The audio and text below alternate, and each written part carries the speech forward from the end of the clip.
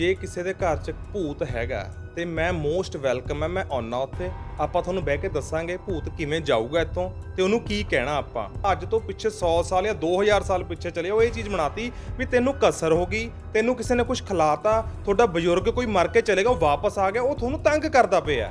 ਇਹ ਜਿਹੜਾ ਸਾਰੇ ਦਾ ਸਾਰਾ ਕਨਸੈਪਟ ਟੋਟਲੀ ਰੋਂਗ ਹੈ ਤੇ ਅਨਐਕਸੈਪਟੇਬਲ ਹੈ, ਕਿਉਂਕਿ ਇਹ ਸਾਡੇ ਜਿਹੜੇ ਬ੍ਰੇਨ ਦੇ ਕੈਮੀਕਲਸ ਨੇ, ਇਹ ਸਾਰੀ ਬਾਡੀ ਉਹ ਤੋਂ ਕੰਮ ਕਰਦੀ ਹੈ।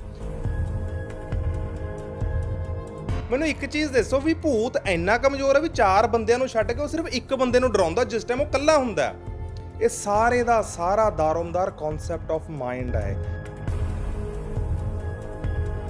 ਮੈਂ ਇੱਕ ਐਸੇ ਪੇਸ਼ੈਂਟ ਨੂੰ ਡੀਲ ਕਰਿਆ, ਕੈਨੇਡਾ ਦੇ ਵਿੱਚ ਸੀਗਾ। ਉਹ ਬੰਦਾ ਜਦੋਂ ਬੋਲਦਾ ਸੀ ਨਾ, ਜਿਵੇਂ ਆਪਾਂ ਨਾਰਮਲ ਬੋਲਦੇ ਪਏ ਆ, ਉਹ ਬੋਲਦਾ ਹੀ ਇਦਾਂ ਹੁੰਦਾ, ਓ ਗੂਮ ਗਾਮ ਗੂਮ ਗਾਮ, ਇਦਾਂ ਬੋਲਣ ਲੱਗ ਗਿਆ ਨਾ ਉਹ। ਤੁਸੀਂ ਕਹਿਣਾ ਇਹਦੇ ਵਿੱਚ ਪੱਕਾ ਕੋਈ ਚੀਜ਼ ਆ ਗਈ। ਅਸਲ ਦੇ ਵਿੱਚ ਕੀ ਆ, ਉਹਦੇ ਬ੍ਰੇਨ ਦੇ ਕੈਮੀਕਲਸ ਨੇ ਜਿਹੜੇ ਉਹਨੂੰ ਇਹ ਲੈਵਲ ਤੱਕ ਲੈ ਗਏ, ਕਿਉਂਕਿ ਉਹਨੇ ਉਹ ਸਟੋਰੀਜ਼ ਪੜ੍ਹੀਆਂ ਸੀਗੀਆਂ, ਉਹਨੇ ਮੋਬਾਈਲ ਦੇ ਵਿੱਚ ਉਹ ਚੀਜ਼ਾਂ ਦੇਖੀਆਂ ਸੀਗੀਆਂ। ਇਸ ਕਰਕੇ ਜਦੋਂ ਚੀਜ਼ਾਂ ਇੰਬੈਲੈਂਸ ਹੋ ਜਾਂਦੀਆਂ ਨੇ, ਫਿਰ ਇਹ ਆਊਟ ਆਫ ਕੰਟਰੋਲ ਹੋ ਜਾਂਦੀਆਂ। ਹੁਣ ਉਹ ਮੈਡੀਸਨ ਖਾ ਰਿਹਾ ਤੇ ਉਹਦੀ ਆਵਾਜ਼ਾਂ ਵੀ ਬੰਦ ਹੋ ਗਈਆਂ। ਬਿਮਾਰੀਆਂ ਦੀ ਜੜ ਹੈਗੀ ਪੇਟ। ਜੇ ਪੇਟ ਤੁਹਾਡਾ ਠੀਕ ਹੈ, ਦੁਨੀਆ 'ਚ ਕਦੇ ਵੀ ਤੁਹਾਨੂੰ ਡਿਪਰੈਸ਼ਨ ਨਹੀਂ ਹੋਊਗਾ, ਕਦੇ ਵੀ ਐਸਿਡਿਟੀ ਨਹੀਂ ਹੋਊ, ਕਦੇ ਵੀ ਤੁਹਾਨੂੰ ਇਹ ਭੂਤ ਪ੍ਰੇਤਾਂ ਵਾਲੇ ਖਿਆਲ ਨਹੀਂ ਆਉਣਗੇ। ਦੇਖੋ, ਦੁਨੀਆ ਬਣਾਤੀ, ਜੀਵ ਜੰਤੂ ਪੈਦਾ ਕਰਤੇ, ਮਨੁੱਖ ਬਣਾਤੇ, ਆਪਣੇ ਆਪਣੇ ਉਹ ਕਰਮ ਕਰ ਰਹੇ ਤੇ ਆਪਣੇ ਆਪਣੇ ਉਹ ਭਰਮ ਭੋਗਦੇ ਪਏ ਆ।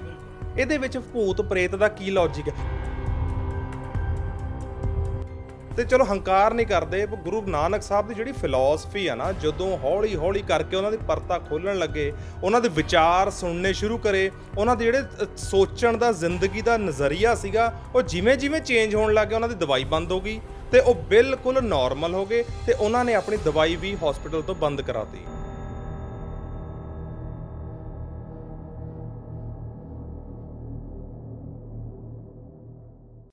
ਸਤਿ ਸ਼੍ਰੀ ਅਕਾਲ ਦੋਸਤੋ, ਤੁਸੀਂ ਜੁੜੇ ਹੋ ਰਹਿਮਤ ਟੀਵੀ ਦੇ ਨਾਲ ਤੇ ਮੈਂ ਹਰਵਿੰਦਰ ਖੰਨਾ ਸਵਾਗਤ ਕਰਦਾ। ਅੱਜ ਦਾ ਮੁੱਦਾ ਬੜਾ ਹੀ, ਮੈਂ ਕਹਿੰਦਾ, ਇੱਕ ਤਾਂ ਆਮ ਹੋ ਗਿਆ। ਇਹ ਆਮ ਹੋਣਾ ਨਹੀਂ ਚਾਹੀਦਾ ਸੀ, ਪਰ ਇਹ ਆਮ ਹੋ ਗਿਆ। ਡਿਪਰੈਸ਼ਨ। ਅੱਜ ਦੇ ਸਮੇਂ ਦੇ ਵਿੱਚ 10 ਦੇ ਵਿੱਚੋਂ 8 ਬੰਦੇ ਐਸੇ ਨਿਕਲਦੇ ਨੇ ਜਿਹੜੇ ਕਹਿੰਦੇ ਨੇ ਮੈਨੂੰ ਚੱਜ ਨਾਲ ਨੀਂਦ ਨਹੀਂ ਆਉਂਦੀ। ਮੈਂ ਜਦੋਂ ਇਕੱਲਾ ਬੈਠਦਾ, ਮੈਂ ਚਾਹੇ ਇਹ ਗੱਲ ਹਾਸੇ 'ਚ ਕਿਉਂ ਨਾ ਹੋਵੇ, ਕਿ ਜਦੋਂ ਬੰਦਾ ਇਕੱਲਾ ਮੋਟਰਸਾਈਕਲ 'ਤੇ ਜਾਂਦਾ ਹੁੰਦਾ, ਫਿਰ ਵੀ ਜਾਂਦਾ ਜਾਂਦਾ ਐਂ ਸਿਰ ਹਿਲਾਈ ਜਾਂਦਾ ਹੁੰਦਾ, ਪਤਾ ਨਹੀਂ ਕੀ ਸੋਚੀ ਜਾਂਦਾ ਹੁੰਦਾ, ਜਦ ਕਿ ਉਹ ਇੱਕ ਮੋਟਰਸਾਈਕਲ ਚਲਾ ਰਿਹਾ ਜਿਹਦੇ ਉੱਤੇ ਸਾਰਾ ਕੰਟਰੋਲ ਹੋਣਾ ਚਾਹੀਦਾ ਆ। ਅੱਜ ਕੱਲ੍ਹ ਪਤਾ ਨਹੀਂ ਲੋਕ ਨਾ ਸੌਣ ਕਰਕੇ ਡਿਪਰੈਸ਼ਨ 'ਚ ਜਾਂਦੇ ਨੇ, ਪਤਾ ਨਹੀਂ ਉਹ ਜ਼ਿਆਦਾ ਸੋਚਣ ਕਰਕੇ ਡਿਪਰੈਸ਼ਨ 'ਚ ਜਾਂਦੇ ਨੇ। ਆਪਾਂ ਕਹਿ ਦਿੰਦੇ ਹੁੰਦੇ ਕਿ ਭਾਈ ਆਪਣੇ ਦਿਮਾਗ ਦੇ ਘੋੜੇ ਨਾ ਜ਼ਿਆਦਾ ਨਾ ਭਜਾ। ਕੋਈ ਗੱਲ ਨਹੀਂ, ਕਈ ਵਾਰ ਇਨਸਾਨ ਵੱਡੀ ਤੋਂ ਵੱਡੀ ਗੱਲ ਨੂੰ ਵੀ ਬਹੁਤ ਆਸਾਨੀ ਨਾਲ ਹਜ਼ਮ ਕਰ ਜਾਂਦਾ, ਕਈ ਵਾਰ ਬਹੁਤ ਛੋਟੀ ਗੱਲ ਨੂੰ ਬਹੁਤ ਛੇਤੀ ਦਿਲ 'ਤੇ ਲਾ ਲੈਂਦਾ। ਪਤਾ ਨਹੀਂ ਸਾਡੇ ਅੱਜ ਕੱਲ੍ਹ ਦੇ ਸੁਭਾਅ ਦੇ ਵਿੱਚ ਐਸਾ ਫਰਕ ਆ ਗਿਆ ਆ। ਡਿਪਰੈਸ਼ਨ ਦੇ ਨਾਲ ਨਾਲ ਕਈ ਵਾਰ ਇਨਸਾਨ ਜਿਹੜੇ ਤੁਹਾਡੇ ਮੇਰੇ ਵਰਗੇ ਨੇ, ਉਹ ਨਹੀਂ ਸਮਝ ਪਾਉਂਦੇ ਕਿ ਭਾਈ ਇਹ ਬੰਦੇ ਨੂੰ ਡਿਪਰੈਸ਼ਨ ਆ, ਕਿਉਂਕਿ ਉਹ ਹਰਕਤਾਂ ਕੁਝ ਇਸ ਤਰ੍ਹਾਂ ਦੀਆਂ ਕਰਨ ਲੱਗ ਜਾਂਦਾ, ਜਿੱਦਾਂ ਇੱਦਾਂ ਲੱਗਣ ਲੱਗ ਜਾਂਦਾ ਕਿ ਲੈ ਭਾਈ ਇਹਨਾਂ ਦੇ ਵਿੱਚ ਤਾਂ ਕੋਈ ਭੂਤ ਭਰੇਤ ਵੜ ਗਿਆ, ਕੋਈ ਆਤਮਾ ਦਾ ਵਾਸ ਹੋ ਗਿਆ, ਕੋਈ ਨੈਗੇਟਿਵ ਪਾਵਰ ਆ ਗਈ। ਇੱਦਾਂ ਦੀਆਂ ਗੱਲਾਂ ਬਾਤਾਂ ਆ ਜਾਂਦੀਆਂ ਨੇ। ਇਹ ਅਕਸਰ ਆਪਾਂ ਸਮਾਜ ਦੇ ਵਿੱਚ ਜਦੋਂ ਲੋਕਾਂ ਨਾਲ ਗੱਲਬਾਤ ਕਰਦੇ ਹਾਂ, ਇਹ ਨਿਕਲ ਜਾਂਦੀ ਹੈ। ਪਰ ਅੱਜ ਇਸ ਟੌਪਿਕ ਦੇ ਉੱਤੇ ਗੱਲਬਾਤ ਕਰਾਂਗੇ। ਇਹ ਗੱਲਬਾਤ ਕਰਨ ਵਾਸਤੇ ਸਾਡੇ ਨਾਲ ਅੱਜ ਮੌਜੂਦ ਹੋਣਗੇ ਲਾਈਫ ਕੋਚ ਰਣਦੀਪ ਸਿੰਘ ਜੀ।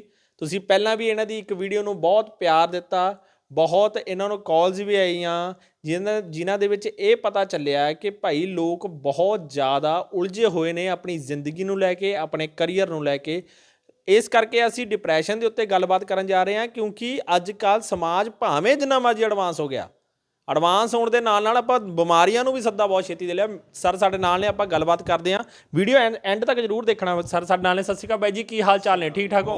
ਬਹੁਤ ਵਧੀਆ ਠੀਕ ਠਾਕ। ਆਪਾਂ ਪਹਿਲਾਂ ਇੱਕ ਵੀਡੀਓ ਪਾਈ, ਮੈਂ ਤੁਹਾਨੂੰ ਓਨੈਸਟਲੀ ਪੁੱਛੂੰਗਾ ਕਿ ਕਿੰਨਾ ਕੁ ਲੱਗਿਆ, ਕਿ ਕਿੰਨਾ ਕੁ ਦੁਨੀਆ ਦੁਖੀ ਤੋਂ ਦੁਖੀ ਬੈਠੀ ਆ, ਕਿਉਂਕਿ ਤੁਹਾਡੇ ਮੇਰੇ ਵਰਗੇ ਤਾਂ ਆਪਾਂ ਸੋਚ ਲੈਂਦੇ ਕਿ ਯਾਰ ਮੇਰੇ ਨਾਲ ਆਏ ਹੋ ਗਿਆ, ਯਾਰ ਬਹੁਤ ਤੰਗ ਹੋ ਗਿਆ। ਪਰ ਜਦੋਂ ਤੁਸੀਂ ਗੱਲਾਂ ਬਾਤਾਂ ਕੀਤੀਆਂ ਲੋਕਾਂ ਨਾਲ, ਕੀ ਕੁਝ ਦੇਖਣ ਨੂੰ ਮਿਲਿਆ? ਦੇਖੋ, ਜਦੋਂ ਆਪਾਂ ਲਾਸਟ ਵੀਡੀਓ ਪਾਈ ਸੀਗੀ ਤੇ ਉਹਦੇ ਵਿੱਚ ਨਾ ਘੱਟੋ ਘੱਟ 2,500 ਤੋਂ 3,000 ਕਾਲਸ ਮੈਨੂੰ ਆਈਆਂ, ਜਿਹਦੇ ਵਿੱਚੋਂ ਕਈ ਮੇਰੇ ਤੋਂ ਅਟੈਂਡ ਵੀ ਨਹੀਂ ਹੋਈਆਂ ਸੀਗੀਆਂ।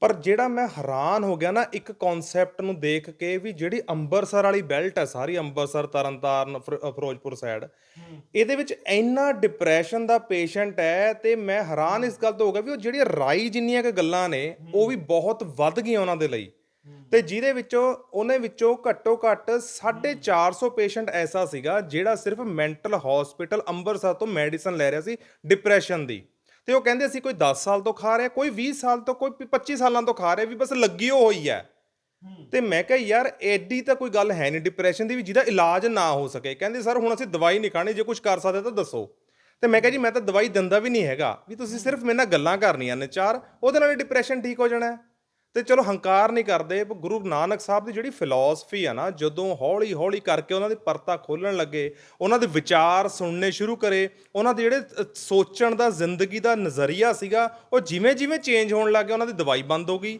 ਤੇ ਉਹ ਬਿਲਕੁਲ ਨਾਰਮਲ ਹੋ ਗਏ ਤੇ ਉਹਨਾਂ ਨੇ ਆਪਣੀ ਦਵਾਈ ਵੀ ਹਸਪੀਟਲ ਤੋਂ ਬੰਦ ਕਰਾਤੀ। ਮੈਂ ਉਹੀ ਤੁਹਾਡੀ ਗੱਲ ਮੈਂ ਵਿੱਚ ਰੋਕਦਾ ਪਰ ਇੱਕ ਗੱਲ ਜ਼ਰੂਰ ਆ ਜਾਂਦੀ ਆ ਅਕਸਰ ਲੋਕ ਨਹੀਂ ਸਮਝ ਪਾਉਂਦੇ ਉਹ ਪਤਾ ਉਹ ਉਹਨਾਂ ਨੂੰ ਇਹ ਲੱਗਦਾ ਕਿ ਯਾਰ ਇਹ ਪਾਗਲ ਹੋ ਗਿਆ ਹੈ ਬਿਲਕੁਲ ਕਿਉਂਕਿ ਲੋਕ ਜਦੋਂ ਆਪਣੇ ਦਿਮਾਗ ਦੇ ਵਿੱਚ ਗੱਲ ਕੋਈ ਹੋਰ ਚੱਲ ਰਹੀ ਹੈ ਤੇ ਸਰੀਰ ਦੇ ਵਿੱਚ ਕਹਿੰਦੇ ਨੇ ਉਹ ਸਿਗਨਲ ਜਿਹੜੇ ਜਾਂਦੇ ਨੇ ਉਹ ਗਲਤ ਹੋ ਜਾਂਦੇ ਨੇ ਪਤਾ ਨਹੀਂ ਚੱਲਦਾ ਕਿ ਮੈਂ ਕਿੱਥੇ ਬੈਠਾ ਕਿੱਥੇ ਉੱਠਿਆ ਪਰ ਲੋਕ ਉਹਨਾਂ ਨੂੰ ਐਂ ਸਮਝ ਲੈਂਦੇ ਕਿ ਨਹੀਂ ਨਹੀਂ ਇਹਦੇ ਨਾਲ ਨਹੀਂ ਗੱਲ ਕਰਨੀ ਲੋਕਾਂ ਨੂੰ ਛੇਤੀ ਛੇਤੀ ਨਹੀਂ ਪਤਾ ਚੱਲਦਾ।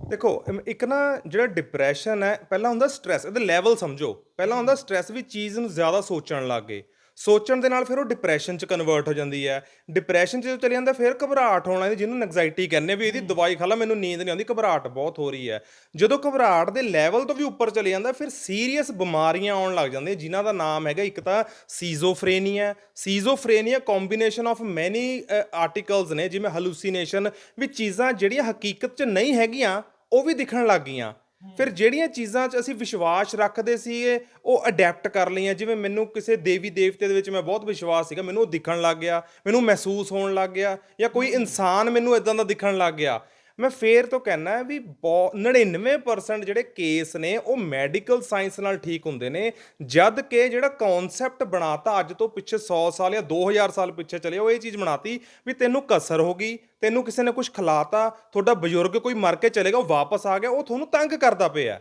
ਇਹ ਜਿਹੜਾ ਸਾਰੇ ਦਾ ਸਾਰਾ ਕਨਸੈਪਟ ਟੋਟਲੀ ਰੋਂਗ ਹੈ ਤੇ ਅਨਐਕਸੈਪਟੇਬਲ ਹੈ ਕਿਉਂਕਿ ਇਹ ਸਾਡੇ ਜਿਹੜੇ ਬ੍ਰੇਨ ਦੇ ਕੈਮੀਕਲਸ ਨੇ ਇਹ ਸਾਰੀ ਬਾਡੀ ਉਹ ਤੋਂ ਕੰਮ ਕਰਦੀ ਹੈ ਬ੍ਰੇਨ ਤੋਂ ਸਿਗਨਲਸ ਨੀਚੇ ਜਾਣੇ ਆ ਇਹਨਾਂ ਨੇ ਹੱਥ ਕੰਮ ਕਰਾਉਣਾ ਇਹਨੀ ਬਾਡੀ ਕੰਮ ਕਰਾਉਣੀ ਹੈ ਇਹਨੀ ਮੂੰਹ ਜ਼ਬਾਨ ਤੋਂ ਇਹਨੇ ਅੱਖਾਂ ਹੀ ਕੰਮ ਕਰਾਉਣੀਆਂ ਨੇ ਜਿਹੜੇ ਬ੍ਰੇਨ ਦੇ 4 ਕੈਮੀਕਲਸ ਜਦੋਂ ਇੰਬੈਲੈਂਸ ਹੋ ਜਾਂਦੇ ਨੇ ਓਵਰ ਸਟ੍ਰੈਸ ਕਰਕੇ ਫਿਰ ਇਹਦਾ ਕੁਝ ਨਹੀਂ ਪਤਾ ਉਸ ਪੇਸ਼ੈਂਟ ਨੂੰ ਕਿੱਦਾਂ ਦੀ ਬਿਮਾਰੀ ਲੱਗਣੀ ਉਹਨੇ ਕਿੱਦਾਂ ਦਾ ਉਹਦਾ ਰਵੱਈਆ ਬਣ ਜਾਣਾ ਕਿੱਦਾਂ ਦਾ ਉਹਨੇ ਬਿਹੇਵ ਕਰਨਾ ਕਿਉਂਕਿ ਨਾ ਇੱਕ ਕੈਟਾਟੋਨਿਕ ਨਾਂ ਦੀ ਇੱਕ ਬਿਮਾਰੀ ਹੈ ਜਿਹਦੇ ਵਿੱਚ ਕੀ ਹੁੰਦਾ ਜਦੋਂ ਨਾ ਅਸੀਂ ਕਈ ਵਾਰੀ ਫਿਲਮਾਂ ਦੇਖਣ ਲੱਗ ਜਾਂਦੇ ਭੂਤਾਂ ਵਾਲੀਆਂ ਤੇ ਅਕਸਰ ਘਰ ਦੇ ਵਿੱਚ ਜਾਂ ਜਿਹੜਾ ਵੀਕ ਬੰਦਾ ਹੁੰਦਾ ਜਿਹੜਾ ਦਿਲ ਛੋਟਾ ਹੁੰਦਾ ਕਮਜ਼ੋਰ ਹੁੰਦਾ ਉਹ ਕਹਿੰਦਾ ਮੈਂ ਇਕੱਲਾ ਰਾਤ ਨੂੰ ਉੱਪਰ ਨਹੀਂ ਜਾਣਾ ਹੈਗਾ ਮੈਂ ਇਕੱਲੇ ਨੇ ਰਾਤ ਨੂੰ ਬਾਥਰੂਮ ਨਹੀਂ ਜਾਣਾ ਚਾਹੇ ਆਪਣਾ ਪਾਰਟਨਰ ਹੈ ਚਾਹੇ ਬੱਚੇ ਨੇ ਕਿਉਂਕਿ ਛੋਟੇ ਹੁੰਦੇ ਤੋਂ ਹੀ ਅਸੀਂ ਇੱਕ ਚੀਜ਼ ਦੇਖੀ ਵੀ ਭੂਤ ਹੈਗੇ ਨੇ ਫਿਲਮਾਂ ਵੀ ਦੇਖੀਆਂ ਨੇ ਵੀ ਉਹ ਆਉਂਦੀ ਉਦੋਂ ਹੈ ਜਦੋਂ ਰਾਤ ਹੋ ਜਾਂਦੀ ਹੈ ਉਹ ਤੰਗ ਵੀ ਉਹਨੂੰ ਕਰਦੇ ਜਦੋਂ ਬੰਦਾ ਇਕੱਲਾ ਰਹਿ ਜਾਂਦਾ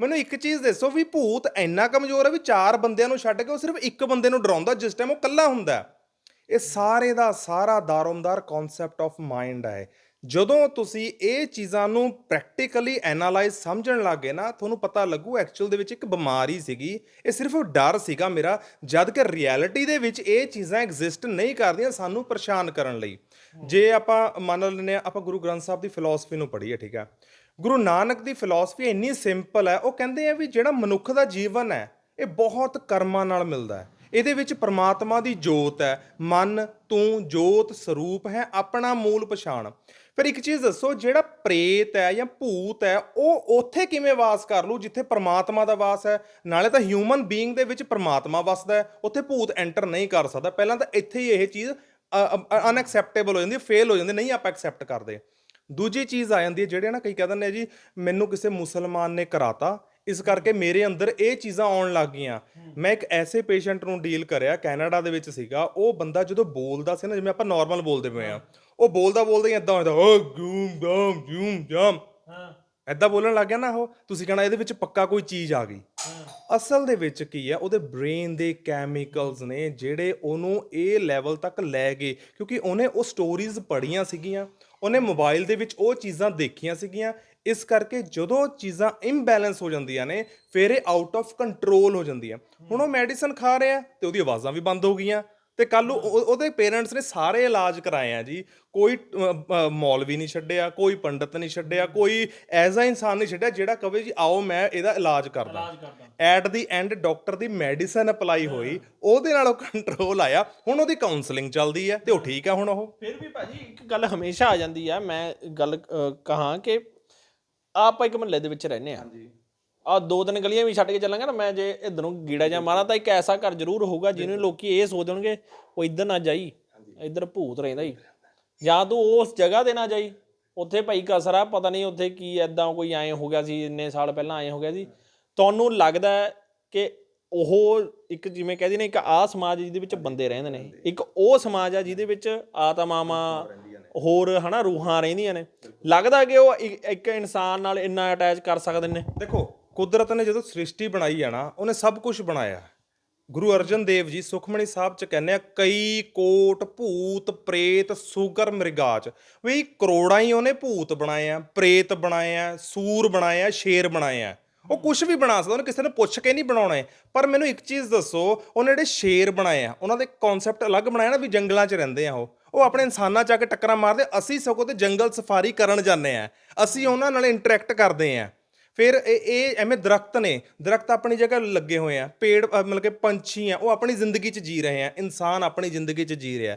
ਪਹਿਲਾਂ ਤਾਂ ਬੰਦੇ ਨੂੰ ਇਹੀ ਨਹੀਂ ਕਨਸੈਪਟ ਪਤਾ ਵੀ ਜਿਹੜਾ ਮੇਰਾ ਮਨੁੱਖ ਦਾ ਜੀਵਨ ਹੈ ਇਹ ਕਿੰਨਾ ਕੀਮਤੀ ਹੈ, ਤੇ ਇਹਦਾ ਮਨੋਰਥ ਕੀ ਸੀਗਾ ਜਨਮ ਲੈਣ ਦਾ। ਜਨਮ ਲੈਣ ਤੋਂ ਹੀ ਉਹਨੂੰ ਇੱਕੋ ਹੀ ਚੀਜ਼ਾਂ ਸਮਾਜ ਦੇ ਵਿੱਚੋਂ ਸੁਣਦਾ ਆਉਂਦਾ ਵੀ ਕਸਰਾਂ, ਭੂਤ ਪ੍ਰੇਤ, ਟੂਣਾ ਮਾਣਾ, ਕੀਤਾ ਕਰਾਇਆ। ਹੁਣ ਕੋਈ ਵੀ ਇਨਸਾਨ ਜਦੋਂ 20-25 ਸਾਲ ਇਹ ਚੀਜ਼ਾਂ ਸੁਣੀ ਜਾਊਗਾ, ਉਹਦਾ ਵਿਸ਼ਵਾਸ ਬਣਨਾ ਹੀ ਬਣਨਾ ਹੈ। ਫਿਰ ਇਹਦਾ ਵਿਸ਼ਵਾਸ ਉਦੋਂ ਟੁੱਟੂਗਾ ਜਦੋਂ ਉਹ ਚੀਜ਼ਾਂ ਨੂੰ ਪ੍ਰੈਕਟੀਕਲੀ ਸਮਝਣ ਲੱਗ ਜਾਊਗਾ। ਹੁਣ ਮੈਂ ਤੁਹਾਨੂੰ ਦੱਸਦਾ, USA ਕੈਲੀਫੋਰਨੀਆ ਤੋਂ ਮੈਨੂੰ ਰਾਤ ਨੂੰ 1:30 ਵਜੇ ਕਾਲ ਆਉਂਦੀ ਹੈ ਇੱਕ ਮਾਂ ਦੀ, ਉਹ ਕਹਿੰਦੀ ਮੇਰੀ ਧੀ ਨੂੰ ਨਾ ਭਾਜੀ ਕਿਸੇ ਨੇ ਨਾ ਕੁਝ ਕਰਾਤਾ, ਉਹ ਦੇਖੋ ਉਹ ਹੋਰ ਤਰ੍ਹਾਂ ਦੀਆਂ ਆਵਾਜ਼ਾਂ ਕੱਢਦੀ ਪਈ ਹੈ, ਵੀ ਉਹਨੂੰ ਬਹੁਤ ਸੀਰੀਅਸ ਪ੍ਰੋਬਲਮ, ਪਲੀਜ਼ ਉਹਨਾਂ ਕੋਈ ਗੱਲ ਕਰੋ। ਮੈਂ ਉਸ ਕੁੜੀ ਨਾਲ 5 ਮਿੰਟ ਗੱਲ ਕਰੀ ਤੇ 5 ਮਿੰਟਾਂ 'ਚ ਬਾਅਦ ਬਿਲਕੁਲ ਉਹ ਨੋਰਮਲ ਹੋ ਗਈ। ਮੈਂ ਕਿਹਾ ਹੁਣ ਤੇਰੀ ਕਸਰ ਕਿੱਥੇ ਗਈ? ਤੇ ਫਿਰ ਜਿਵੇਂ ਜਿਵੇਂ ਕਨਸੈਪਟ ਇਹ ਸਮਝ ਆਉਣ ਲੱਗਦਾ, ਲੋਕਾਂ ਨੂੰ ਲੱਗਦਾ ਵੀ ਨਹੀਂ, ਸਾਡੀ ਜਿਹੜੀ ਬ੍ਰੇਨ ਮੈਪਿੰਗ ਹੋਈ ਸੀ, ਜਿਹੜੀ ਪ੍ਰੋਗਰਾਮਿੰਗ ਹੀ ਗਲਤ ਹੋਈ ਸੀ ਸ਼ੁਰੂਆਤ ਤੋਂ। ਜਦੋਂ ਇਹ ਚੀਜ਼ਾਂ ਦੇਖੋ, ਜਪਜੀ ਸਾਹਿਬ ਦੇ ਵਿੱਚ ਨਾ ਬਹੁਤ ਸੋਹਣਾ ਗੁਰੂ ਨਾਨਕ ਨੇ ਇੱਕ ਚੀਜ਼ ਸਮਝਾਈ ਹੈ, ਰਾਤੀ ਰੁਤੀ ਥਿਥੀਵਾਰ ਪਵਨ ਪਾਣੀ ਅਗਨੀ ਪਾਤਾਲ, ਤਿਸ ਵਿੱਚ ਧਰਤੀ ਥਾਪ ਰੱਖੀ ਧਰਮਸਾਲ, ਤਿਸ ਵਿੱਚ ਜੀ ਜੁਗਤ ਕੇ ਰੰਗ, ਤਿਨ ਕੇ ਨਾਮ ਅਨੇਕ ਅਨੰਤ, ਕਰਮੀ ਕਰਮੀ ਹੋਏ ਵਿਚਾਰ, ਸੱਚਾ ਆਪ ਸੱਚਾ ਦਰਬਾਰ। ਕਹਿਣ ਦਾ ਮਤਲਬ ਇਹ ਹੈ ਵੀ ਉਹਨੇ ਰਾਤਾਂ ਬਣਾਈਆਂ, ਰੁੱਤਾਂ ਸੀਜ਼ਨਸ ਬਣਾਏ, ਫਿਰ ਉਹਨੇ ਵਾਰ ਡੇਜ਼ ਬਣਾਏ ਪ੍ਰਮਾਤਮਾ ਨੇ। ਫਿਰ ਉਹ ਤੋਂ ਬਾਅਦ ਉਹਨੇ ਕੀ ਕੀਤਾ, ਉਹਨੇ ਹਵਾ ਬਣਾਈ, ਪਵਨ ਪਾਣੀ, ਹਵਾ ਬਣਾਈ, ਪਾਣੀ ਬਣਾਇਆ, ਅੱਗ ਬਣਾਈ, ਫਿਰ ਪਤਾਲ ਬਣਾਇਆ, ਫਿਰ ਉਹਦੇ ਵਿੱਚ ਧਰਤੀ ਬਣਾ ਕੇ ਛੱਡੀ।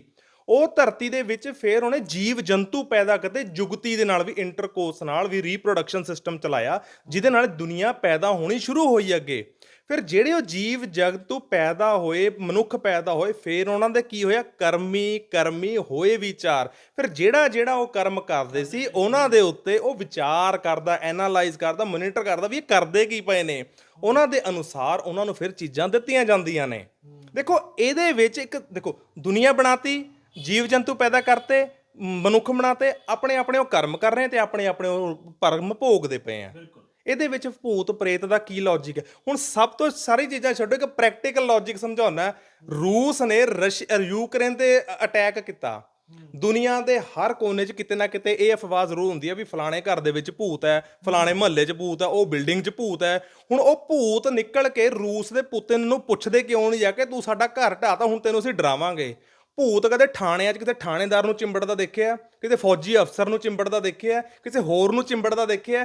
ਕਿਉਂ? ਉਹਨੇ ਡੰਡੇ ਖਾਣੇ ਉਹਦੇ ਤੋਂ। ਇਹੀ ਕਾਰਨ ਹੈ, ਭੂਤ ਸਿਰਫ ਉਹਨਾਂ ਨੂੰ ਹੀ ਚਿੰਬੜੂਗਾ ਜਿਹੜੇ ਘਰ ਦੇ ਵਿੱਚ ਬੈਠੇ ਨੇ ਜਾਂ ਜਿਹੜੇ ਉਈਓ ਸੋਚੀ ਜਾਂਦੇ ਨੇ।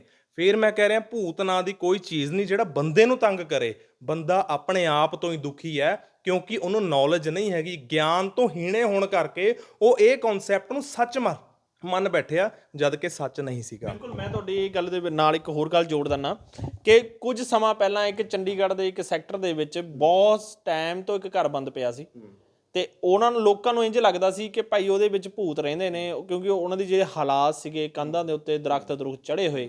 ਜਦੋਂ ਜਿਵੇਂ ਤੁਸੀਂ ਕਿਹਾ ਕਿ ਪੁਲਿਸ ਫੌਜੀ, ਹੁਣ ਜਦੋਂ ਉੱਥੇ ਪੁਲਿਸ ਪਹੁੰਚੀ ਤਾਂ ਅੰਦਰ ਜਦੋਂ ਉਹ ਘਰ ਖੋਲ੍ਹਿਆ ਗਿਆ ਤਾਂ ਉਹਦੇ ਵਿੱਚ ਇੱਕ ਛੋਟੀ ਜਿਹੀ ਧੀ ਨੇ ਦਰਵਾਜ਼ਾ ਖੋਲ੍ਹਿਆ ਤੇ ਉਹ ਮਾਨਸਿਕ ਤੌਰ ਤੇ ਰੋਗੀ ਪਾਏ ਗਏ। ਤੇ ਉਹ ਰੋਗੀ ਇਸ ਕਰਕੇ ਸੀ ਕਿਉਂਕਿ ਉਹਨਾਂ ਦੇ ਮਨ ਦੇ ਵਿੱਚ ਇਹ ਡਰ ਸੀ ਕਿ ਅਸੀਂ ਜੇ ਘਰ ਚੋਂ ਬਾਹਰ ਜਾਵਾਂਗੇ ਤਾਂ ਆਲੇ ਦੁਆਲੇ ਦੇ ਲੋਕੀ ਸਾਡੇ ਘਰ ਦੇ ਉੱਤੇ ਕਬਜ਼ਾ ਕਰਨਗੇ। ਇਦਾਂ ਦੀਆਂ ਗੱਲਾਂ ਬਾਤਾਂ ਸਮਾਜ ਦੇ ਵਿੱਚ ਵਾਪਰਦੀਆਂ ਨੇ ਹੁਣ, ਪਰ ਮਾਨਸਿਕ ਤੌਰ ਤੇ ਆਲੇ ਦੁਆਲੇ ਦੇ ਲੋਕ ਤਾਂ ਇਹ ਸੋਚਦੇ ਸੀ ਨਾ ਕਿ ਉਸ ਘਰ ਦੇ ਵਿੱਚ ਭੂਤ ਹੈ। ਦੇਖੋ, ਮੈਂ ਤਾਂ ਅਕਸਰ ਕਹਿੰਦਾ, ਮੈਂ ਕਿਹਾ ਭਾਈ ਜੇ ਕਿਸੇ ਦੇ ਘਰ 'ਚ ਭੂਤ ਹੈਗਾ ਤੇ ਮੈਂ ਮੋਸਟ ਵੈਲਕਮ ਹੈ, ਮੈਂ ਆਉਣਾ ਉੱਥੇ, ਆਪਾਂ ਤੁਹਾਨੂੰ ਬਹਿ ਕੇ ਦੱਸਾਂਗੇ ਭੂਤ ਕਿਵੇਂ ਜਾਊਗਾ ਇੱਥੋਂ ਤੇ ਉਹਨੂੰ ਕੀ ਕਹਿਣਾ ਆਪਾਂ। ਤੇ ਇੱਕ ਚੀਜ਼ ਜਿਹੜੀ ਸਭ ਤੋਂ ਜ਼ਰੂਰੀ ਚੀਜ਼ ਹੈ ਉਹ ਇਹ ਭੂਤ ਦਾ ਕਨਸੈਪਟ ਇਹ ਹੈ ਵੀ ਜਿਹੜਾ ਭੂਤ ਵਰਡ ਹੀ ਨਾ ਇਹ ਡਰਾਉਣਾ ਹੈ। ਆਪਾਂ ਕਹਿੰਦੇ ਭੂਤ ਪ੍ਰੇਤ ਆ ਕੇ ਬੰਦਾ ਉਈਓ ਡਰ ਜਾਂਦਾ ਹੈ। ਹੁਣ ਮੈਂ ਨਾ ਤੁਹਾਨੂੰ ਇੱਕ ਤਰੀਕਾ ਦੱਸਦਾ। ਇੱਕ ਵਾਰੀ ਨਾ ਮੈਂ ਮੈਡੀਟੇਸ਼ਨ ਕਰ ਰਿਹਾ ਬੈਠਾ ਆਪਣੇ ਕਮਰੇ ਦੇ ਵਿੱਚ, ਮਤਲਬ ਕਿ ਰਾਤ 12:30 1 ਵੱਜ ਗਏ ਤੇ ਮੈਡੀਟੇਸ਼ਨ ਕਰਦੇ ਕਰਦੇ ਨਾ ਇੱਕ ਚੂਹੀ ਆਈ, ਉਹ ਮੇਰੇ ਪੱਟ ਦੇ ਉੱਤੋਂ ਫਟਾਫਟ ਲੰਘ ਗਈ। ਮੈਨੂੰ ਡਰ ਗਿਆ, ਮੈਂ ਕਿਹਾ ਸੱਚੀ ਹੋਈ ਭੂਤ ਆ ਗਿਆ, ਸੱਚੀ ਹੋਈ ਆ ਗਿਆ। ਤੇ ਕਹਿਣ ਦਾ ਮਕਸਦ ਇਹ ਸੀ, ਹੋਇਆ ਕੁਛ ਨਹੀਂ ਸੀਗਾ, ਸਿਰਫ ਸਾਡਾ ਡਰ ਮਨ ਦੇ ਵਿੱਚ ਇਹੋ ਜਿਹਾ ਬੈਠ ਗਿਆ ਸ਼ੁਰੂ ਤੋਂ ਹੀ ਵੀ ਸਾਨੂੰ ਕਿਤੇ ਨਾ ਕਿਤੇ ਇਹ ਚੀਜ਼ਾਂ ਡਰਾ ਦਿੰਦੀਆਂ ਨੇ, ਪਰ ਇਹ ਪਰਮਾਨੈਂਟ ਨਹੀਂ ਹੈਗੀਆਂ। ਕਿਉਂਕਿ ਦੇਖੋ, ਜਦੋਂ 4 ਬੰਦੇ ਇੱਕ ਕਮਰੇ 'ਚ ਬੰਦ ਕਰ ਦੋ, ਠੀਕ ਹੈ, ਤੁਸੀਂ ਉਹ 4 ਡਰਨਗੇ ਨਹੀਂਗੇ, ਚਾਹੇ ਜੋ ਮਰਜ਼ੀ ਲਾਈਟਾਂ ਵੀ ਬੰਦ ਕਰ ਦੋ, ਮੋਮਬੱਤੀ ਵੀ ਨਾ ਹੋਵੇ ਕੋਈ, ਉਹ 'ਚੋਂ 1 ਕੱਢ ਦੋ 3 ਰਹਿ ਜਾਣਗੇ, ਉਹ 3 ਵੀ ਨਹੀਂ ਡਰਨਗੇ। ਉਹ 'ਚੋਂ 2 ਚਲੇ ਗਏ, ਜਦੋਂ 1 ਇਕੱਲਾ ਰਹਿ ਜਾਊਗਾ ਨਾ ਉਹ ਡਰੂਗਾ। ਹੁਣ ਮੈਨੂੰ ਇਹ ਦੱਸੋ ਵੀ ਉਹ ਇਕੱਲੇ ਨੂੰ ਡਰਾਉਣ ਵਾਸਤੇ ਭੂਤ ਆਇਆ ਸੀਗਾ? ਨਹੀਂ, ਸਾਡਾ ਮਨ, ਇਹ ਮਨ ਡਰ ਗਿਆ, ਵੀਕ ਹੋ ਗਿਆ ਬਹੁਤ।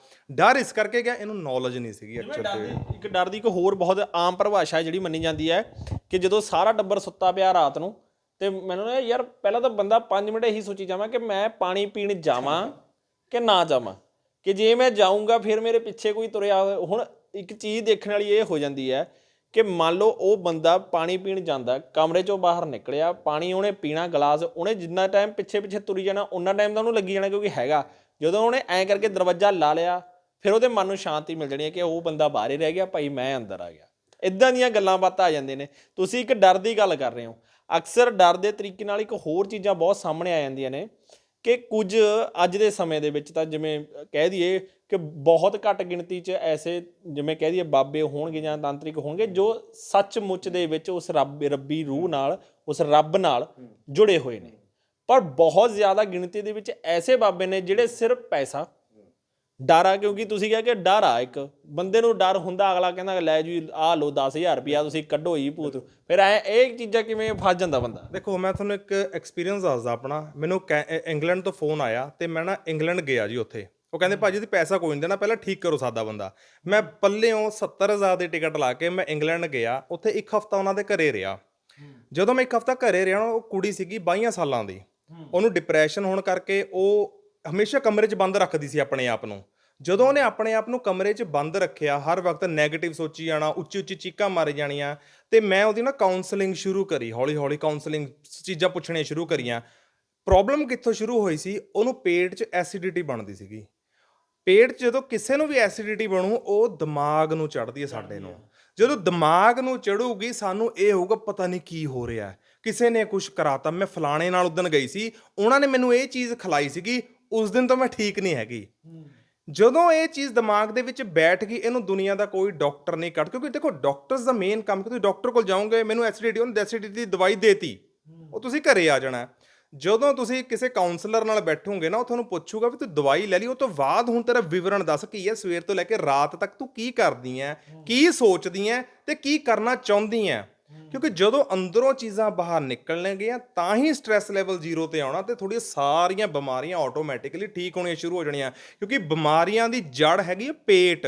ਜੇ ਪੇਟ ਤੁਹਾਡਾ ਠੀਕ ਹੈ, ਦੁਨੀਆ 'ਚ ਕਦੇ ਵੀ ਤੁਹਾਨੂੰ ਡਿਪਰੈਸ਼ਨ ਨਹੀਂ ਹੋਊਗਾ, ਕਦੇ ਵੀ ਐਸਿਡਿਟੀ ਨਹੀਂ ਹੋਊ, ਕਦੇ ਵੀ ਤੁਹਾਨੂੰ ਇਹ ਭੂਤ ਪ੍ਰੇਤਾਂ ਵਾਲੇ ਖਿਆਲ ਨਹੀਂ ਆਉਣਗੇ। ਭਾਜੀ ਇੱਕ ਗੱਲ ਹਮੇਸ਼ਾ ਆ ਜਾਂਦੀ ਆ, ਆਪਾਂ ਚਾਹੇ ਜਿੰਨੇ ਮਰਜ਼ੀ ਅੱਜ ਦੇ ਸਮੇਂ ਦੇ ਵਿੱਚ ਮੈਂ ਗੱਲ ਕਰ ਰਿਹਾ, ਜਿੰਨੇ ਮਰਜ਼ੀ ਸੰਘਣੇ ਏਰੀਏ ਦੇ ਵਿੱਚ ਰਹਿੰਦੇ ਹੋਈਏ, ਤੁਸੀਂ ਗੱਲ ਕਰਦੇ ਹੋ ਕਿ ਕਾਉਂਸਲਿੰਗ ਕੀਤੀ, ਗੱਲਬਾਤ ਕੀਤੀ, ਲੱਗਦਾ ਹੈ ਕਿ ਅੱਜ ਦੇ ਸਮੇਂ ਦੇ ਵਿੱਚ ਲੋਕਾਂ ਦੀ ਆਬਾਦੀ ਬੇਸ਼ੱਕ ਵੱਧ ਗਈ ਆ, ਪਰ ਗੱਲ ਸੁਣਨ ਦੀ ਜਿਹੜੀ ਸ਼ਮਤਾ ਆ ਉਹ ਬਹੁਤ ਘਟ ਗਈ ਹੈ। ਦੇਖੋ ਮੈਂ ਦੇਖੋ ਜਿਨ੍ਹਾਂ ਤੋਂ ਕਾਉਂਸਲਿੰਗ ਸਿੱਖੀ ਹੈ ਉਹ ਗੁਰੂ ਨਾਨਕ ਸਾਹਿਬ ਨੇ। ਉਹ ਗੁਰੂ ਨਾਨਕ ਦੇ ਦੁਨੀਆ ਤੇ ਉੱਤੇ ਆ ਕੇ ਸਿਰਫ ਕਾਉਂਸਲਿੰਗ ਹੀ ਕਰੀ ਹੈ ਤੇ ਕਾਉਂਸਲਿੰਗ ਦਾ ਕਨਸੈਪਟ ਸਮਝਾਇਆ। ਮਾੜੀ ਤੋਂ ਮਾੜੀ ਸੋਚ ਵਾਲਿਆਂ ਦੀ ਵੀ ਉਹਨਾਂ ਨੇ ਕਾਉਂਸਲਿੰਗ ਕਰੀ, ਉਹਨਾਂ ਦਾ ਜੀਵਨ ਬਦਲਿਆ। ਕਾਉਂਸਲਿੰਗ ਦਾ ਮਤਲਬ ਹੈ ਵੀ ਜਿਹੜਾ ਤੁਸੀਂ ਸੋਚ ਅੱਜ ਲਈ ਬੈਠੇ ਹੋ ਤੇ ਸਟਕ ਹੋ ਗਿਆ ਤੁਹਾਡਾ ਇੱਕ ਥਾਟ, ਉਹ ਥਾਟ ਦੇ ਵਿੱਚ ਤੁਹਾਨੂੰ ਬਾਹਰ ਕਿਵੇਂ ਕੱਢਾਂਗੇ? ਜਦੋਂ ਤੁਹਾਨੂੰ ਪ੍ਰੈਕਟੀਕਲੀ ਤੇ ਲੌਜੀਕਲੀ ਉਹਦੇ ਆਨਸਰ ਮਿਲਣਗੇ, ਤੁਸੀਂ ਕਹਿ ਦੋਗੇ ਹਾਂ ਇਹ ਗੱਲ ਸਹੀ ਹੈ, ਮੈਂ ਤਾਂ ਐਵੇਂ ਹੀ ਸੋਚੀ ਗਿਆ ਇੱਦਾਂ, ਮੈਂ ਤਾਂ ਐਵੇਂ ਆ ਖਿਆਲਾਂ 'ਚ ਪੈ ਰਿਹਾ। ਕਿਉਂਕਿ ਬਹੁਤ ਘੱਟ ਨੇ ਆਨਸਰਸ ਜਦੋਂ ਤੁਹਾਨੂੰ ਪ੍ਰੈਕਟੀਕਲੀ ਸਮਝਾਏ ਜਾਂਦੇ ਨੇ। ਤੁਹਾਨੂੰ ਸਿਰਫ ਇਹੀ ਕਿਹਾ ਜਾਂਦਾ ਵੀ ਬਸ ਵਾਹਿਗੁਰੂ ਵਾਹਿਗੁਰੂ ਜਪੀ ਜਾ, ਆਪੇ ਠੀਕ ਹੋ ਜਾਣਾ, ਤੈਨੂੰ ਕਿਸੇ ਨੇ ਨਹੀਂ ਡਰਾਉਣਾ। ਉਹ ਵਾਹਿਗੁਰੂ ਜਪਣਾ ਕਿਉਂ ਹੈ? ਉਹ ਕੌਣ ਹੈ? ਪਹਿਲਾਂ ਤਾਂ ਇਹੀ ਨਹੀਂ ਸਮਝਾਇਆ ਜਾਂਦਾ ਉਹ ਕੌਣ ਹੈ। ਕਿਉਂਕਿ ਜੇ ਕੋਈ ਇੱਕ ਕਹਿੰਦਾ ਵੀ ਮੈਂ ਤਾਂ ਵਾਹਿਗੁਰੂ ਨਹੀਂ ਜਪਣਾ ਹੈਗਾ, ਮੈਂ ਤਾਂ ਆਹ ਧਰਮ ਨੂੰ ਬਿਲੋਂਗ ਕਰਨਾ, ਮੈਂ ਤਾਂ ਇਹਨੂੰ ਜਪਣਾ, ਕੋਈ ਕਹਿੰਦਾ ਮੈਂ ਉਹ ਧਰਮ ਨੂੰ ਬਿਲੋਂਗ ਕਰਨਾ, ਮੈਂ ਉਹਨੂੰ ਜਪਣਾ। ਮੇਨ ਕਨਸੈਪਟ ਮੈਡੀਟੇਸ਼ਨ ਦਾ ਇਹ ਹੈ ਵੀ ਮੈਂ ਮੈਡੀਟੇਸ਼ਨ ਕਰ ਰਿਹਾ, ਦੁਨੀਆ ਦੇ ਉੱਤੇ ਸਿਰਫ ਇੱਕ ਮੈਂ ਹੈ ਤੇ ਉਹ ਆਦਿ ਸ਼ਕਤੀ ਹੈ। ਬਸ ਮੈਡੀਟੇਸ਼ਨ ਕਰਨ ਦਾ ਇਹ ਤਰੀਕਾ ਹੋਣਾ ਚਾਹੀਦਾ ਸੀ, ਨਾ ਕਿ ਸਿਰਫ ਇੱਕ ਸ਼ਬਦ ਨਾਲ ਜੁੜਨਾ। ਕਿਉਂਕਿ ਜਦੋਂ ਤੁਸੀਂ ਇੱਕ ਚੀਜ਼ ਨਾਲ ਜੁੜ ਗਏ ਫਿਰ ਤੁਸੀਂ ਕਹਿਣਾ ਯਾਰ ਇਹ ਤੋਂ ਅੱਗੇ ਵੀ ਕੁਝ ਹੋਊਗਾ, ਇਹ ਤੋਂ ਅੱਗੇ ਵੀ ਕੁਝ ਹੋਊਗਾ। ਮਤਲਬ ਕਿ ਸਵਾਲ ਤੇ ਸਵਾਲ ਜਦੋਂ ਖੜੇ ਹੋ ਜਾਣੇ ਆ, ਤੁਸੀਂ ਫੇਰ ਉਸੇ ਚੱਕਰਵਿਊਹ ਦੇ ਵਿੱਚ ਫਸੇ ਰਹਿਣਾ ਹੈ। ਬਿਲਕੁਲ। ਸਾਡੇ ਦਰਸ਼ਕ ਦੇਖ ਰਹੇ ਹੋਣਗੇ ਕਿ ਕੁਝ ਐਸੇ ਸਵਾਲ ਹੋਣ ਜੋ ਸ਼ਾਇਦ ਮੈਂ ਪੁੱਛਣ ਤੋਂ ਰਹਿ ਗਿਆ ਹੋਵਾਂ ਜਾਂ ਤੁਹਾਡੇ ਨਾਲ ਕੋਈ ਗੱਲਬਾਤ ਕਰਨੀ ਚਾਹੁੰਦੇ ਹੋਣ। ਤੁਸੀਂ ਆਪਣਾ ਮੋਬਾਈਲ ਨੰਬਰ ਜ਼ਰੂਰ ਦੱਸ ਦਿਓ। ਮੇਰਾ ਮੋਬਾਈਲ ਨੰਬਰ ਹੈ ਜੀ 8968946801। ਦੇਖੋ ਸਭ ਤੋਂ ਜ਼ਰੂਰੀ ਚੀਜ਼ ਹੈ ਜ਼ਿੰਦਗੀ ਬਹੁਤ ਕੀਮਤੀ ਹੈ, ਜ਼ਿੰਦਗੀ ਅਨਮੋਲ ਹੈ। ਜਿੰਨੀ ਬੀਤ ਗਈ ਬੀਤ ਗਈ, ਪਰ ਆਉਣ ਵਾਲਾ ਜਿੰਨਾ ਵੀ ਸਮਾਂ ਬਾਕੀ ਹੈ ਇਹ ਅਰਦਾਸ ਇਹ ਸ਼ੁਕਰ ਮਨਾਈਏ ਵੀ ਅਸੀਂ ਚੰਗਾ ਬਿਤਾਈਏ, ਕਿਉਂਕਿ ਦੁਬਾਰਾ ਮਿਲਣ ਦੇ ਚਾਂਸ ਬਹੁਤ ਘੱਟ ਨੇ। ਬਿਲਕੁਲ, ਬਹੁਤ ਬਹੁਤ ਧੰਨਵਾਦ, ਤੁਸੀਂ ਆਪਣਾ ਸਮਾਂ ਦਿੱਤਾ। ਜਿਵੇਂ ਕਿ ਦਰਸ਼ਕੋ ਗੱਲ ਇਹੀ ਆ ਜਾਂਦੀ ਆ ਜਦੋਂ ਲੋਕਾਂ ਨਾਲ ਨਾ ਗੱਲਬਾਤ ਕਰਨੀ ਸ਼ੁਰੂ ਕਰਦੇ ਆ ਤਾਂ ਗੱਲ ਹਮੇਸ਼ਾ ਇਹੀ ਨਿਕਲਦੀ ਆ ਕਿ ਯਾਰ ਲੋਕ ਆਪਣੇ ਢਿੱਡ ਦੇ ਵਿੱਚ ਆਪਣੇ ਮਨ ਦੇ ਅੰਦਰ ਗੱਲਬਾਤ ਰੱਖ ਕੇ ਬੈਠੇ ਰਹਿੰਦੇ ਨੇ ਤੇ ਆਪਣੇ ਦਿਮਾਗ ਦੇ ਇੱਕ ਘੋੜੇ ਨੇ ਜਿਹੜੇ ਉਹ ਭਜਾਈ ਜਾਂਦੇ ਨੇ। ਕਿਉਂਕਿ ਯਾਰ ਗੱਲ ਸੁਣਨ ਵਾਲੇ ਨਾ ਅੱਜ ਕੱਲ੍ਹ ਬਹੁਤ ਘੱਟ ਨੇ। ਹਰ ਕੋਈ ਗੱਲ ਕਰਨਾ ਚਾਹੁੰਦਾ ਕਿ ਮੇਰੀ ਕੋਈ ਗੱਲ ਸੁਣੇ, ਪਰ ਜਦੋਂ ਆਪਾਂ ਉਹਨੂੰ ਗੱਲ ਨਹੀਂ ਅਗਲੇ ਨੂੰ ਜਦੋਂ ਦੱਸਣੀ ਵੀ ਸ਼ੁਰੂ ਕਰੀਏ ਨਾ ਅੱਜ ਦੇ ਸਮੇਂ ਦਾ, ਅਗਲਾ ਪੰਜਾਂ ਦਾ ਫੋਨ ਚਲਾਉਣ ਲੱਗ ਜਾਂਦਾ ਜਾਂ ਕੋਈ ਹੋਰ ਪਾਸੇ ਹੂੰ ਕਰਕੇ ਜਵਾਬ ਦੇਈ ਜਾਂਦਾ। ਪਰ ਨਹੀਂ, ਆਪਾਂ ਨੂੰ ਜੇ ਕੋਈ ਇਨਸਾਨ ਕੋਈ ਗੱਲ ਦੱਸ ਰਿਹਾ ਤਾਂ ਜ਼ਰੂਰ ਸੁਣੋ, ਕਿਉਂਕਿ ਜ਼ਿਆਦਾਤਰ ਕਾਰਨ ਇਹੀ ਬਣਦੇ ਨੇ ਕਿ ਭਾਈ ਉਹ ਪਤਾ ਨਹੀਂ ਕੀ ਸੋਚੀ ਜਾਂਦਾ ਸੀ ਤੇ ਉਹ ਡਿਪਰੈਸ਼ਨ 'ਚ ਚਲੇ ਗਿਆ ਜਾਂ ਉਸਨੇ ਆਤਮ ਹੱਤਿਆ ਕਰ ਲਈ। ਉਮੀਦ ਇਹੀ ਰੱਖਾਂਗੇ ਇਸ ਵੀਡੀਓ ਰਾਹੀਂ ਜਿੰਨੇ ਵੀ ਸਾਡੇ ਦਰਸ਼ਕ ਦੇਖ ਰਹੇ ਨੇ ਆਪਣੇ ਮਨ ਦੇ ਜਿਹੜੇ ਭਾਵਨਾਵਾਂ ਨੇ, ਆਪਣੇ ਮਨ ਦੇ ਵਿਚਾਰ ਨੇ ਸਾਂਝੇ ਵੀ ਕਰੋ ਤੇ ਅਗਲੇ ਦੇ ਵੀ ਸੁਣੋ। ਉਮੀਦ ਇਹੀ ਰੱਖਾਂਗੇ ਤੁਹਾਨੂੰ ਇਹ ਵੀਡੀਓ ਚੰਗੀ ਲੱਗੀ ਹੋਗੀ। ਇਸ ਵੀਡੀਓ ਨੂੰ ਵੱਧ ਤੋਂ ਵੱਧ ਸ਼ੇਅਰ ਕਰੋ। ਤਦ ਤੱਕ ਲਈ ਮੈਨੂੰ ਜਾਣੀ ਹਰਵਿੰਦਰ ਖੰਨੇ ਤੋਂ ਇਜਾਜ਼ਤ ਦੇ ਰਹੋ। ਰਹਿਮਤ ਟੀਵੀ, ਧੰਨਵਾਦ।